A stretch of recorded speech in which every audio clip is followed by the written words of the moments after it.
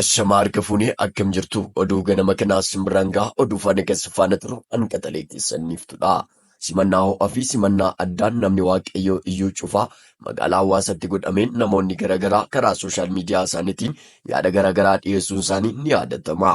Kana irratti hundaa'uudhaan namni waaqayyoo bara kana waaqayyoo saba isaa biyyaaf dibee kaasee raajeen iyyuu cufaa dhimmoota kanaaf deebii kan ta'u yaada kaa'anii jiru. Maarree yaadichis akka armaan gadiitti isiniif dhiyaata.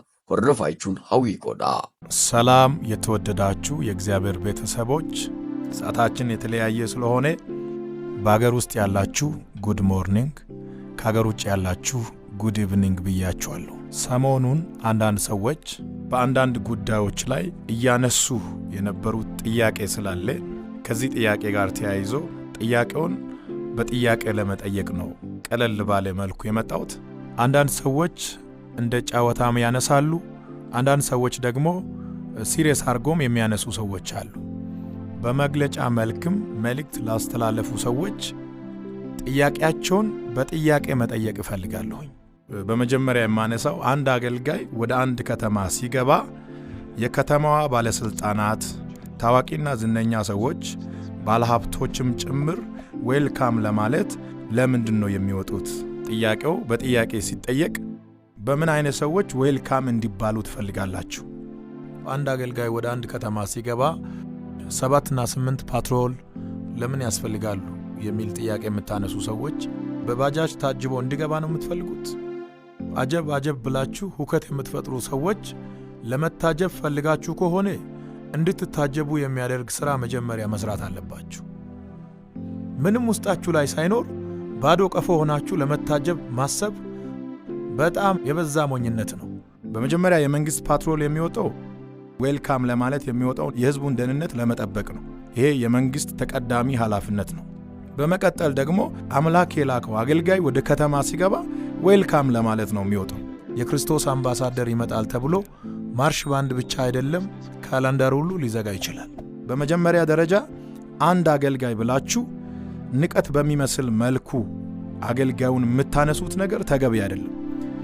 ይሄ አገልጋይ ሲንቀሳቀስ ተሸክሞ የሚዞረው አንድ ትልቅ መንግስት አለ።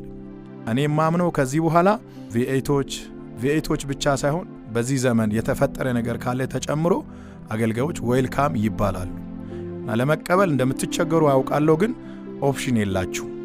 አገልጋዮችን በንቀት አትዩ።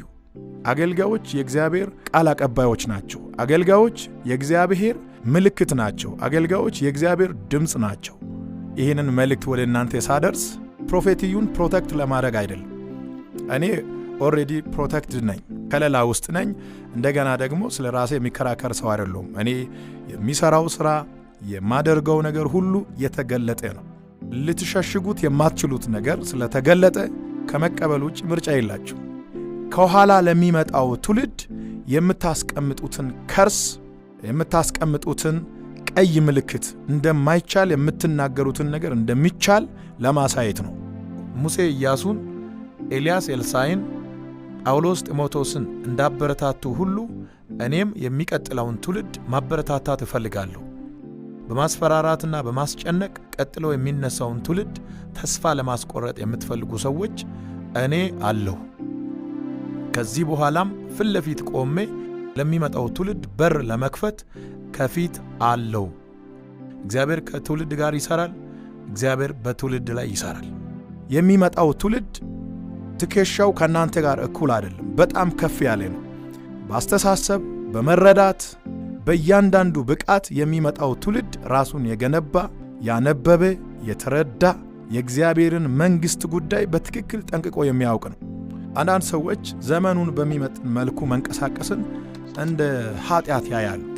ሐዋርያት ሥራ ምዕራፍ 23 ቁጥር 23 ላይ የሮም ሻለቃ ጳውሎስን ከገዳዮች እጅ ለማስመለጥ የአገር ገዢ ወደ ሆነው ወደ ፕሌክስ ቂሳሪያ ሲልክ ለአንዱ ጳውሎስ 200 እግረኛ ወታደሮችን 200 ደግሞ ጦር መሳሪያ ያላቸውን ከነዚህ ውጪ ደግሞ 70 ወታደሮች አንድ ላይ 470 ወታደሮችን ለአንዱ ጳውሎስ እንዲመደብ ነው ያደረገው። ስለፈራም አይደለም፣ ችግር ስላለበትም አይደለም። ጳውሎስ በ470 ወታደሮች የታጀበው 7 እና 8 የመንግስት ፓትሮል ለምን ይመደባል? በዚህ ልክ መታጀቡ ለምን አስፈለገ የምትሉ ሰዎች ለአገልጋዮች መንግስታዊ የሆነ ፕሮቴክሽን፣ መንግስታዊ የሆነ ከለላ፣ መንግስታዊ የሆነ ዌልካም፣ መንግስታዊ የሆነ ጥበቃ ያስፈልጋል። ለብዙ ሰዎች ሞዴል የሆነ ምልክት የሆነ ታላቁ ሐዋርያ ጳውሎስ በ470 ወታደሮች ታጅበዋል እያልኩ ነው። እሱ የታጀበው እንደዚህ ስለሆነ ነው እንደዛ ስለሆነ ነው ብለ ማስተባበያ ልሰራ ትችላል። እኔ እያልኩ ያለሁት ለአንዱ ጳውሎስ 470 ወታደሮች ተመድበዋል እያልኩኝ ነው።